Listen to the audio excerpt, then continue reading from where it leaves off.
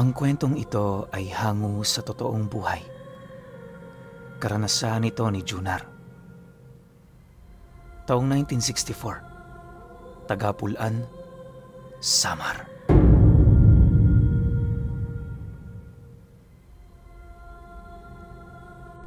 Ilang taon pa lamang ang nakakalipas magmula noong lumipat ang pamilya ni Junar sa isla ng Tagpulan. Tubo silang masbate at napadpad sila sa lugar na yon, alinsunod sa hiling ng mga magulang ng kanyang ina na doon din naninirahan. Dahil sa meron yung ipapamana sa kanila, kaya na may nagdesisyon silang sundin ang nais nitong mangyari. Para sa pamilya nila Junar, hindi mahalaga kung saang lupalop man sila mapadpad. Ang importante, meron silang pagmamay-ari na matatawag nilang kanila. Sa masbate kasi, nakikitira lang sila, kaya na may hindi nila hawak ang pagpapasya sa lupang kinatitirikan ng kanilang pamamahay. Anumang oras, maaari sila doong paalisin, kaya na may bago pa ito magawa ng may-ari ng lupa, sila na mismo ang nag-aal sa balutan sa mismong lugar na yon. Hindi naging madali ang kanilang paglalakbay patungong isla. Sa katunayan, ilang beses silang muntik-muntik malunod, makarating lamang sa Tagapulan. Lagas din noon ang kanilang mga ipon dahil sa yon ang ginamit nilang pambayad sa bangkang kanilang sinakyan. Nang marating na nila noon ang Pangpang, tamang mga personal lang na gamit ang kanilang mga dala-dala. Halos kalahating araw na rin sila noong hindi kumakain, kaya na may hindi maipagkakaila ni Junar ang gutom ng kanilang pamilya.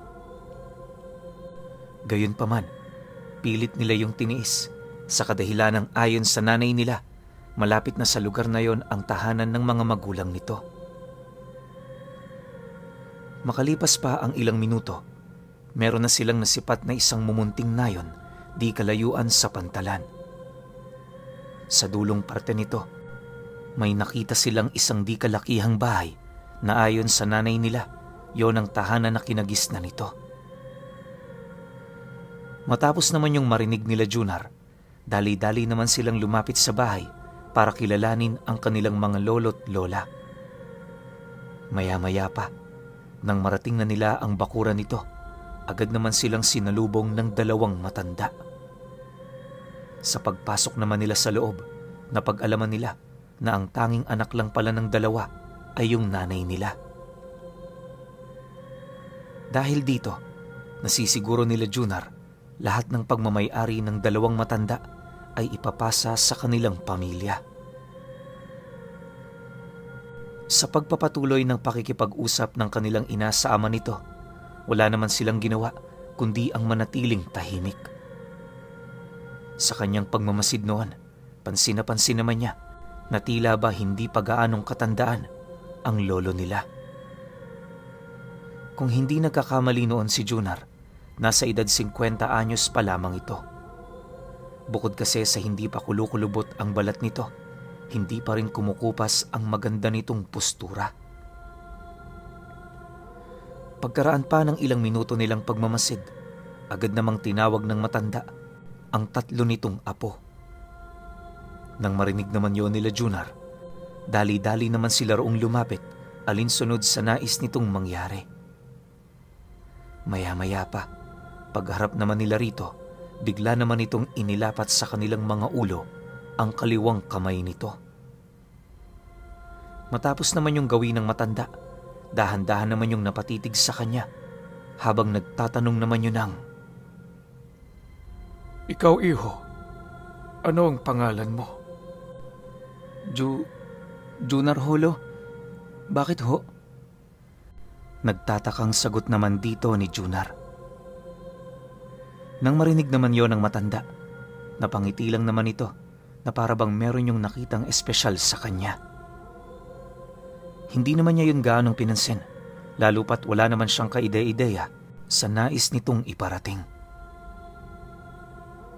Sa paglipas pa ng mga araw, napapansin naman noon ni Junar na tila bang mas malapit sa kanya ang matanda kumpara sa iba niyang mga kapatid. Palagi rin siya nitong binibigyan ng kung ano-ano at sa lahat ng oras, isinasama siya nito saan mang sulok yon ng baryo tumungo. Dahil sa ganoong pangyayari, hindi naman maiwasang magtanong ni Junar sa mga magulang niya. Subalit maging ito man, walang kaide-ideya ukol sa inaasal ng matanda. Isang araw, habang nagtatanim sila ng gulay sa sakahan, bigla naman silang napatigil matapos nilang masipat ang lolo nilang naglalakad papalapit sa kanila.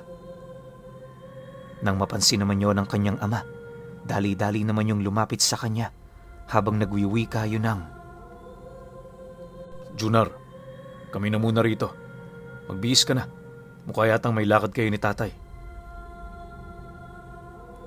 Nang marinig naman yon ni Junar, pilit niya pa ring ipinagpatuloy ang kanyang mga ginagawa hanggang sa dumating na ang matanda. Paglapit naman ito sa kinaroroonan niya, seryoso naman yung nagwika sa kanya ng, Apo, ipasa mo na muna sa tatay mo ang trabaho mo. Meron tayong importanteng pupuntahan. Dahil sa sinabi nito, agad namang sumang-ayon itong si Junar. Bagaman nais niyang magpaiwan sa sakahan, wala siyang magagawa sa kadahilan ng alam niya sa kanyang sarili, nakikitira lang sila sa pamamahay nito.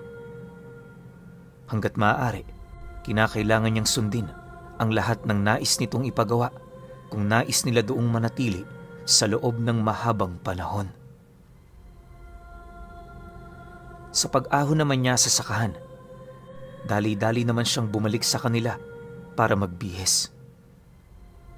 Makalipas pa ang ilang minuto, paglabas ni Junar sa kanyang silid, doon bumungad sa kanya ang lolo niyang matyagang naghihintay. Pagsilay naman ito sa kanya, dali-dali naman yung tumayo para tumungo na sa pupuntahan nila. Habang binabagtas naman nila noon ang daan, hindi naman maiwasang magtanong ni Junar sa matanda ukol sa kanilang gagawin noong mismong araw na yon. Nang marinig naman ito ang kanyang sinabi, walang pag-aalangan naman itong ipinaliwanag sa kanya ang mga bagay-bagay. Ayon sa lolo niya, makikipagkita sila sa 5 makapangyarihang pamilya sa kanilang lugar para ipakilala siya. Kinakailangan nila itong gawin para makilala ang kanyang magiging tagapaghalili. Mariin din itong inilahad sa kanya na sa kanilang magkakapatid, siya ang nakitaan nito ng potensyal para magmana. Dagdag pa ng matanda na ang dugong nananalaytay noon kay Junar ay direkta mismong nanggaling sa kanyang dugo. Isa yun sa mga rason kung bakit nagdesisyon niyong pabalikin sila sa isla. Ipinagtapat din ito sa kanya, hindi sila pangkaraniwang pamilya, kaya na may ganon ang pag-uugaling meron sila. Ayon pa sa kanyang lolo na, maaaring napapansin na niya ang tungkol sa pagbibigay nito ng importante sa kanya, maliban sa kanyang mga kapatid. Nang marinig naman yon ni Junar, hindi naman niya maiwasang mapatanong, gawa ng para sa kanya, napakahirap nitong ipagsawalang bahala. Araw-araw kasi, palagi niyang napapansin ng mga kapatid niyang labis na naiinggit sa kanyang estado. Meron ding mga pagkakataong hindi na siya nito pinapansin dahil sa labis na pagtatampo. Ngunit nang marinig naman yon ng kanyang lolo, tumawa lang naman ito habang pilit na inilalahad sa kanya na huwag niyang pansinin ang ganoong walang kabuluhang bagay. Naniniwala ito, karaniwan lang nakagalitan siya ng mga taong wala namang kaide-ideya sa mga nangyayari sa kanila. Dagdag pa nito na, balang araw, mauunawaan din ng mga kapatid niya kung bakit nila kinakailangang maranasan ang ganoong bagay. Matapos naman ang kanilang pag-uusap, narating na nga nila ang sentro ng nayon. Mula roon, hindi na naging palasalita ang lolo niya na para bang meron yung pinakikiramdaman sa buong paligid. Maya-maya pa, doon na bumungad sa kanya ang isang maliit na kubo na malapit sa may sapa. Pagpasok naman nila sa loob nito, agad naman niyang napansin ang iilang mga panauhin na bigla na lamang umaaligid sa kanila. Gayunpaman, kahit nakakaramdam na ng kaba noon si Junar, patuloy lamang niyang sinundan ng lolo niya hanggang sa hindi naglaon, napasok na nga nila ang mismong bahay na yon. Pagsilay naman niya sa loob nito, doon tumambad sa kanya ang 5 matanda na matyagang naghihintay sa kanila. Maya-maya pa, pag-upo naman nila sa harapan ng 5, agad namang inilahad ng lolo niya ang tungkol sa nais nitong mangyari. Sa kanilang pag-uusap, napansin naman ni Junar na tila bang nasa ilalim ng pamamahala ng lolo niya ang 5 matandang yon. Bukod kasi sa hindi yon tumututol, lahat ng sinasabi ng lolo niya ay pawang sinasang-ayunan lamang ng mga ito. Dahil sa ganoong pangyayari, hindi naman naging mahirap para sa matanda na ipakilala ang bagong eredero ng kanilang angkan. Matapos namang marinig ng 5 ang naging abiso nito, isa-isa naman yung napasilay kay Junar. Bawat isa sa mga matandang yon, tila bang nakikipag-usap sa kanya sa pamamagitan lamang ng pagtitig. Nang masipat naman yon ng lolo niya, agad naman yung nagwika ng, "Huwag niyo na muna siyang susubukin. Kararating lang niyan dito. Wala pa yang gaanong alam. Kaya sana, isa kayo sa magiging tulay niya para matuto." Kasabay ng pagwika nito, ay ang agar naman itong pagtayo para magpaalam. Paghawak naman ito sa kanya, dali-dali naman silang umalis sa lugar na yon. Sa pagbagtas naman nila ng daan, panay naman ang pagtanong ni Junar sa lolo niya dahil kahit anong gawin niya, bigo pa rin niyang maunawaan ang mga nangyayari. Sa ganoong klase kasing pag-uusap, tila bang napakalabo para sa kanya ng lahat-lahat. "Lo, anong ibig niyong sabihin kanina? Pasensya na talaga ah. Wala akong naiintindihan eh. Sa tono kasi ng pag-uusap ninyo, para kayong nagpapalitan ng mga sikretong mensahe." Bungad na wika ni Junar sa matanda. Nang marinig naman yon ng lolo niya, napangisi lang naman ito habang sumasagot sa kanya ng, "Mamaya ko na sasabihin sa iyo, Apo. Pasensya ka na kung ganun kami mag-usap. Maraming tengang nakakarinig, kaya sa pamamaraang yun lang na ilalahad namin ang mga bagay na nais naming sabihin. Balang araw mauunawaan mo rin ang lahat-lahat ng ito." Sa pagdating naman nila sa kanilang pamamahay, lingid sa kanyang kaalaman, doon na pala magsisimula ang pangyayaring magbabago sa buhay niya. Sa paglipas pa ng mga araw, marami na siyang napapansing panauhin sa kanilang lugar na palibot-libot. Noong una, inakala niyang mga magsasaka ang mga ito, pero nang mapansin niyang kinakausap yon ng kanyang lolo, doon na siya naghinala. Subalit sa kabila ng mga pangyayaring yon, ipinagpatuloy niya pa rin ang pangkaraniwan niyang buhay hanggang sa dumating ang puntong merong nangyari sa kanilang lugar na hindi niya sukat akalain. Isang hapon, habang nagpapahinga sila, napansin naman nila ang 5 kataong nagmamadaling pumasok sa loob ng bakuran ng bahay nila. Sa likuran ng mga ito, meron yung hila-hilang isang tao na panay ang ginagawang pagpupumiglas mula sa mga taling pumupulupot sa buong katawan nito. Pagdating naman ito sa kanilang kinaroroonan, agad naman yung inabisuhan ng matanda na dalhin sa likod ng bahay nila ang taong yon. Pinasunod na rin ito si Junar maliban sa kanyang mga magulang at kapatid. Nang marating na nila ang lugar, doon na pinakawala ng lalaking yon para kausapin. Habang nasa kasagsagan naman siya ng kanyang pagmamasid, hindi niya maipagkakaila ang dahan-dahang pagbabago ng anyo ng nilalang na yon. May mga pagkakataong nasisipat niya yung biglang nangingitimang katawan na sinasabayan naman ng pamumula ng mga mata nito. Maya-maya pa, Nang hindi na maatim ng matanda ang ginagawa ng lalaki, dali-dali naman niya yung nilapitan, bitbit ang isang matulis na kawayan. Walang sabi-sabi, buong puwersa naman niya yung inundaya ng saksak sa tagiliran na siyang naging sanhi upang umatungal yon ng napakalakas. Pag-angat naman ng kawayan ng lolo niya, gulat naman itong si Junar sa kadahilan ng hindi niya mawari kung papaano yon naging posible. Isipin ninyo, mataba ang lalaking inundaya ng saksak nito. Kaya kung pangkaraniwan lang yung matanda, wala yung kakayahan na iangat ang kawayan kung saan sa dulong parte nito naroon ang lalaki. Pagbitaw naman doon ng lolo niya, agad naman yung tumarak sa lupa na siyang naging sanhi upang tumagos din ang pinakadulong parte nito sa katawan ng nilalang. Dahil sa pangyayaring yon, agad namang binawian ng buhay ang lalaking nahuli ng kanilang mga kasama.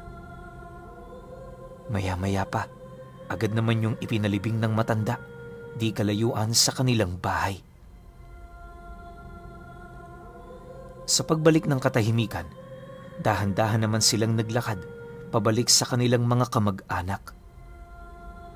Makalipas pa ang ilang minuto, pagdating naman nila sa parte ng bahay na walang katao-tao, agad naman siyang inabisuhan ng kanyang lolo na mag-ingat. Ayon dito, meron nang nakatunog ukol sa pagpili ng eredero nito, kaya hindi malabong magkagulo. Dagdag pa ng matanda na sa mga sandaling yon, iba yung pag-iingat ang kinakailangan niyang gawin upang hindi siya mapahamak. Junar, iwasan mong umalis sa bahay na ito nang wala kang kasama. Marami akong tauhang nagbabantay dyan sa labas, pero lahat sila walang otoridad na pigilan ka. Bilang eredero ng ating pamilya, matindi ang karapatan mo sa lugar na ito. Wala diyang maaaring kumwestiyon maliban sa akin. Ngayon, hanggat hindi ka mulat sa mga nangyayari, manatili kang bihilante. Huwag kang magbababa ng depensa kung ayaw mong mamatay ng maaga. Mamayang gabi pumanhi ka sa silid ko. Ilalahad ko sa iyo ang totoong nangyayari sa lugar na ito. Wika ng matanda. Nang marinig naman yon ni Junar, maigi naman niya yung tinandaan. Kinagabihan noong mismong araw, matapos naman ang kanilang hapunan, agad naman siyang tumungo sa silid ng kanyang lolo. Pagdating niya roon, nadatnan niya yung nakaluhod sa isang altar, kung saan sa pinakagitnang bahagi nito, merong isang bungo ng kung sinong tao. Maya-maya pa, nang mapansin naman nito ang kanyang presensya, dahan-dahan naman yung tumayo para makipag-usap sa kanya. Ayon sa kanyang lolo, ilang siglo na silang naghahari sa lugar na yon, kaya na may ang lahat ng nilalang na naninirahan sa kabuuan ng isla ay nasa ilalim ng pamamahala nila. Pero sa mga panahong naghahanap na ng eredero ang pababang hari, doon na magsisimula ang pagkakabaha-bahagi. Nasa batas kasi ng kanilang pamilya, sino man ang makapatay sa eredero ng hari, yon ang papalit. Kapag nangyari ang ganoong bagay, ang pamilyang pinagmulan nito ang uusbong naman sa kapangyarihang yon. Dagdag pa ng lolo ni Junar na sa loob ng 5 siglo, wala pa raong nakakapagpababa sa kanila. Labis kasi nila yung pinangingilagan at ginagawa nila ang lahat ng kanilang makakaya sa mga sandaling sumasapit ang ganoong kaganapan sa kanilang angkan. Pagtatapat pa ng kanyang ama, isa ang lalaking pinatay nila kanina sa mga nilalang na nagkaroon ng interes na pumatay kay Junar. Tandaan mo, Junar, hindi ko kagustuhan na piliin ka. Tadhana ang pumili sa iyo, kaya sa ayaw at sa gusto mo, panghahawakan mo ang posisyong ito. Para naman may sa katuparan mo ang aming nais, kailangan mong magtaglay ng kakayahan. Sa pamamagitan niyan, may babalik mo ang respeto ng lahat ng nilalang na nasa ilalim ng ating pamamahala. Wika ng lolo niya sa kanya. Matapos naman itong makapagsalita, dahan-dahan naman itong kinuha ang bungo na naroon sa altar nito. Pagbukas naman ito sa bungo na yon, doon tumambad sa kanya ang isang garapong naglalaman ng itim na dugo. Pagbukas naman doon ng lolo niya, agad naman niyang nalanghap ang nakakausog sikmura nitong amoy. Hindi naglaon, sapilitan naman itong ipinainom sa kanya kahit yon ay labag sa kanyang kalooban. Paglasa naman ni Junar sa dugo, napansin niyang mapait ito na maalat-alat. Wala rin yung lansa, taliwas sa lasa ng isang pangkaraniwang dugo. Makalipas pa ang ilang minuto, nang maubos na niya ang lahat ng laman nito, bahagya naman siyang natigilan gawa ng meron siyang naramdamang kakaiba sa kanyang katawan. Hindi niya mawari pero magmula noong ininom niya ito, unti-unti na niyang nararamdaman ang emosyon ng ibang tao. Ayon sa lolo niya, isa yon sa mga kakayahan ng mga napipiling hari ng angka nila.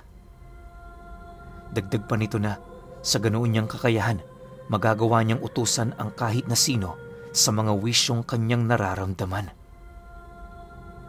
Pagtatapat pa ng lolo niya na dahil sa ganoon niyang abilidad, wala na ni isa sa kanila ang makakapagsinungaling pa sa kanyang harapan.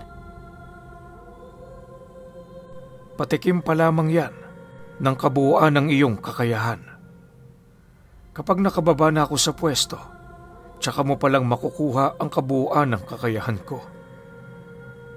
Sa ngayon na po, gamitin mo na muna yan para makaiwas. Wika ng lolo niya sa kanya.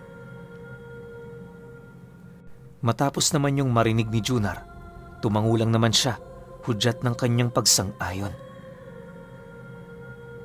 Sa paglipas pa ng mga araw, marami na siyang nakikita sa kanyang pangitain. Ang mga nilalang naman na pumapasok sa kanyang isipan, pilit naman niya yung inuutusan na magbantay papaikot sa kanilang bahay. Sa maniwala man kayo o hindi, magmula noong ginawa yun ni Junar, tila bang dumami na rin ng mga panauhing umaaligid sa kanilang pamamahay. Upang masigurong ligtas siya sa lahat ng oras at pagkakataon, ginamit niya ang mga nilalang na yon para bumili ng kanyang mga pangangailangan sa sityo. Minsan, may mga pagkakataong inuutusan niya ito na patayin ang mga nilalang na nararamdaman niya na merong masamang balak sa kanya.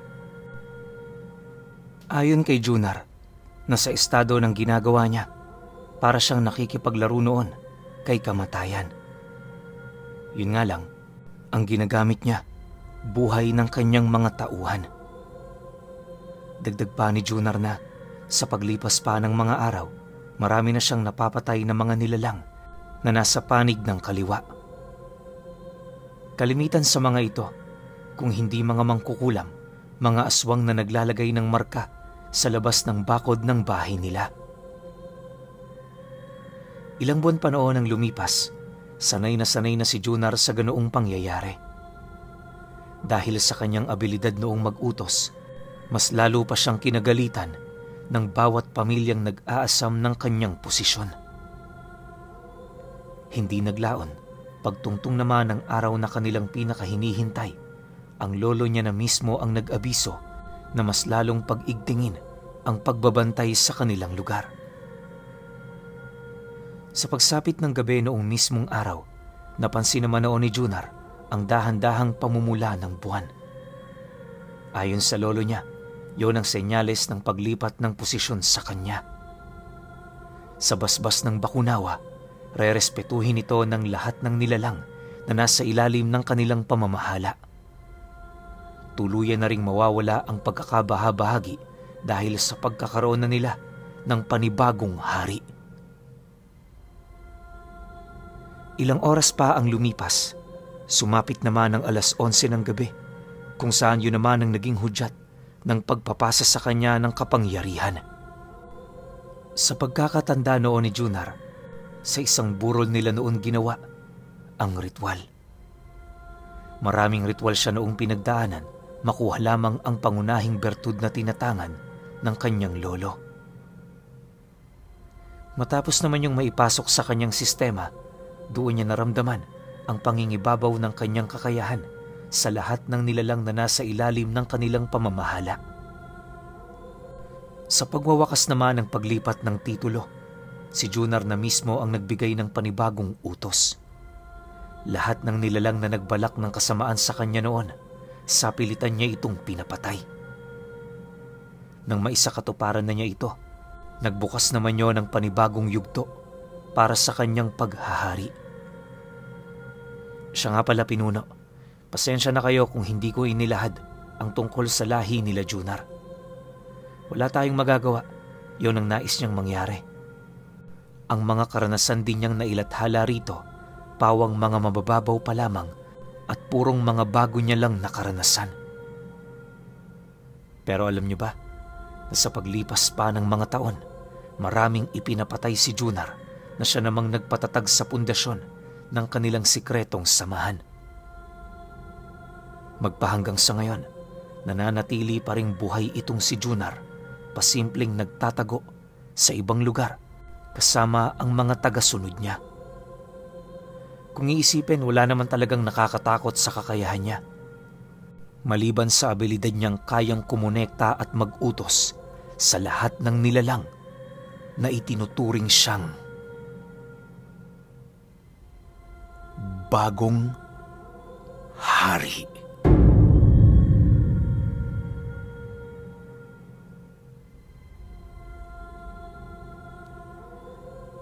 Okay.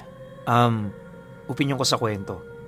Grabe, sobrang ganda ng kwento na to kung masusundan pa. 'Di ba? Kasi ano nang nangyari kay Junar nung siya na yung bagong hari? Tas ang sabi naman dito sa kwento na magpahanggang sa ngayon, buhay pa rin sila Junar. Siguro wala silang nakasagupang malalakas na antingero o albularyo, o sadyang matalino lang to si Junar kasi kaya niyang iiwas yung buong lahi niya. Pwedeng ganun no? Kaso nga lang, wala Isang kwento lang yung pinadala ni Junar. Kaya ngayon, alam ko pare-parehas tayo. Napakarami nating tanong sa isipan natin. Kasi maski ako gusto kong masundan to Pero yun nga, sabi nga ni Junar, ayaw niyang sabihin ko ano yung lahi niya, tapos ipinakwento niya lang siguro dito sa kaibigan niya yung una niyang karanasan bago siya naging hari ng angka nila.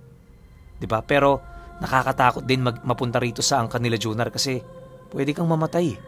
'Di ba? Lalo na pag bababa na sa trono tong si Junar, tapos may mapipili siyang bagong hari, pwedeng ipapatay yun. Yun lang yung nakakatakot dito. 'Di ba? Pero kayo, kung may opinyon kayo sa kwentong ito, comment nyo lang sa baba. Yun lang. Hanggang sa susunod na kwento. Salamat.